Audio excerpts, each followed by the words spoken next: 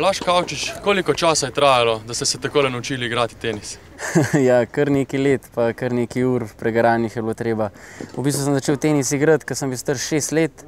Najprej nekako sem že sam skozi hotel igrati tenis, tako da pa sta starša me nekako podprla, pa sta me v bistvu podpirala pri moji odločitvi in sta me nekako dala v tisto šolo začetno tenisa, kjer se bolj učiš tistih prvih korakov, v bistvu bolj koordinacija, kakor kaj tenisa igrati. No, pa mi je pa to všeč ratalo, da sem nekako iz leta v leto več hotel trenirati, boljše rezultate hotel dosegati in pa je tole ratalo.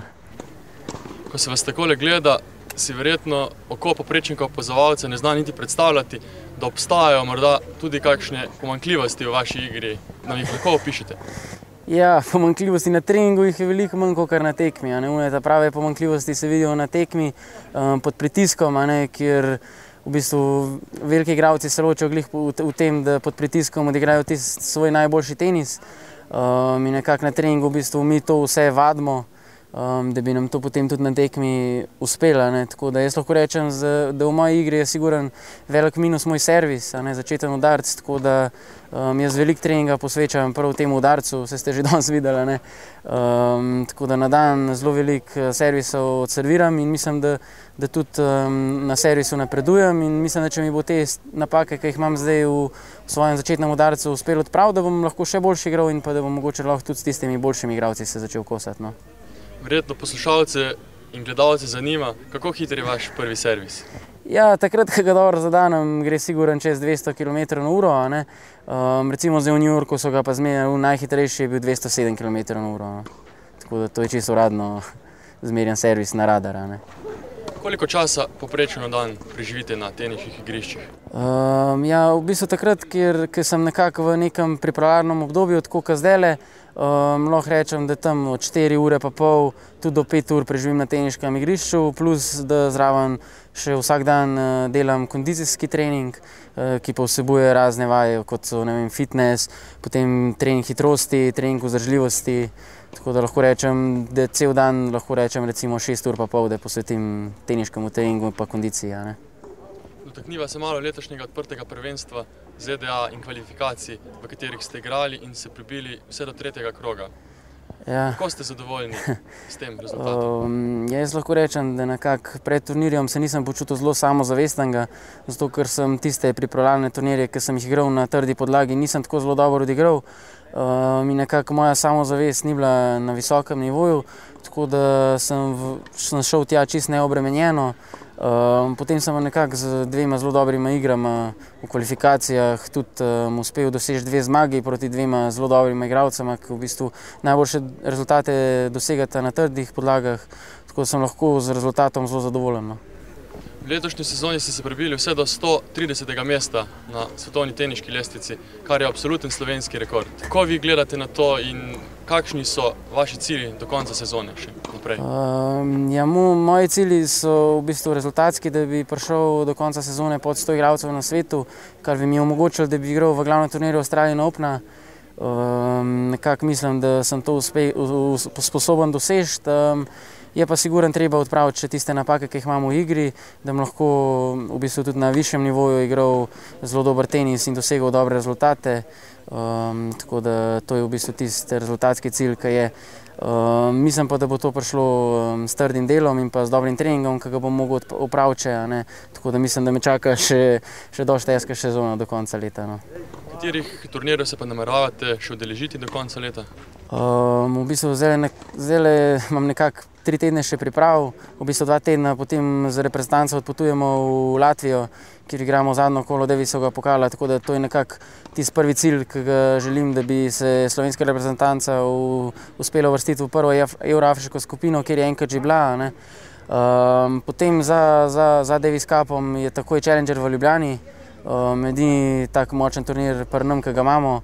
Tako da v bistvu to je tudi en velik cilj sezone, da pred domačo publiko, pred svojimi navijači prikažem tako igro, ki sem jo igral.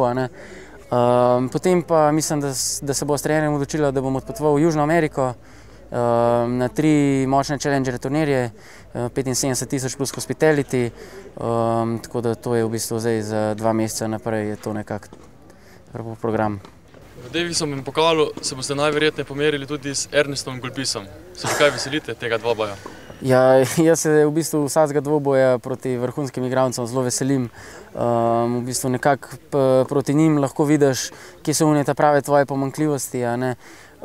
Tako da jaz z vsakim igralcem, ki igram izmed prve stoterice, sem zelo motiviran, hočem pokazati svoj najboljši tenis in nekako tam vidim, katere stvari moram še v bistvu popraviti, da bom lahko igral tako kot oni, a ne. Tako da jaz se zelo veselim, hkrati pa mislim, da tudi za dobro igro lahko z njim čisto normalno igram in če bom igral dobro, mislim, da bom imel tudi šanse, da lahko tudi na koncu recimo zmagam.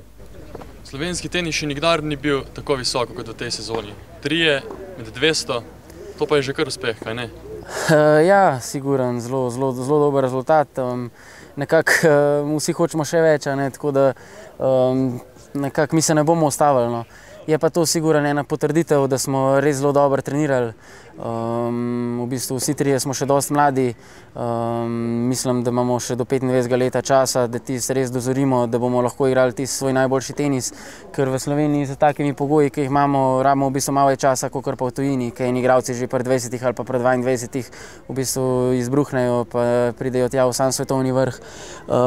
Tako da mislim pa, da je to nekako potrditev, da smo res dobro delali, v bistvu cel življenje podrejamo temu pač našemu športu in mislim, da so to zelo dobri rezultati, ki smo jih zdaj naredili in da v bistvu, da to ti da nekako spodbudo za delo še naprej, a ne. Kje vi vidite, da tiči razlog, da še noben slovenski teniški igralec ni bil uvrščen, da nima med najboljšo 50-terico na lestvici ATP? To v bistvu jaz ne vem, jaz lahko samo rečem, da mislim, da vsi igralci, ki so bili prej, imeli smo tudi neke zelo velike talente, a ne, v Sloveniji, ki so bili svetovni prvaki v mladinskih kategorijah, ne vem, ki so premagovali najboljše igralce, tako kot sem jih tudi jaz, a ne. Ampak nekako so vsi pri 22 letih, ki niso dosegli tistega svojega cilja, ki so si ga zastavili, ne vem, da bi pri 22 že prišli pod 100 na svetu, a ne, so se nekako potem, so mislili, da nič ne bo in so se nekako ustavili, niso resno več trenirali. Jaz sem si pa nekako dal več časa, mislim, da če do 25 leta, da mislim, da je takrat nekako ta prav čas pri nam, da v bistvu bom šele takrat videl, a res bom prišel tja ali ne bom prišel, a ne, tako da jaz mislim, da je treba, da bi mogli vsi te teniški igralci, ki so nehali dlje vztrajati in da bi sigurno imeli kakšnega igralca že med 100, med 50 to pa ne vem, a ne. Vi že razmišljate kakšne pol leta naprej, morda kaj več? Jaz probam to čim manj razmišljati, jaz se probam najbolj osredotočiti na svojo igro in pa na svoje pomanjkljivosti, ki jih imam v igri. Tako da v bistvu nekako se nisem zadovoljil s temi rezultati, ki sem jih zdaj naredil. V bistvu sem nezadovoljen, ker vem, da imam v svoji igri še toliko rezerv, ki jih je treba odpraviti in vem, da če bom to opravil, da lahko pridem še višji, tako da jaz bom zelo trdo delal, da mi bo uspel doseči ta cilj, pač, da pridem med 50 igralcev na svetu. Dotakniva se še odprtega prvenstva Združenih držav Amerike, ki ravno v tem trenutku poteka v New Yorku. Kateri so vaši favoriti, za koga boste navijali, za koga navijate? Ja, mislim, da bo letos US Open zelo zanimiv. Nekako v prejšnjih letih je Federer v bistvu bil toliko dominanten, toliko boljši od ostalih, da je nekako z lahkoto prihajal do teh zmag. Letos pa so tukaj še Andrew Murray, potem Del Potro tudi zelo dober igra, Roddick je zmeraj navaren pred svojimi domačimi gledalci, Nadal je velik borec, tako da lahko v bistvu zdaj po poškodbi, ki je nekako svež, zelo daleč pride. Tako da jaz lahko rečem, da je nekako skriti favorit Andrew Murray pri meni, čeprav njega ne maram glih najboljš.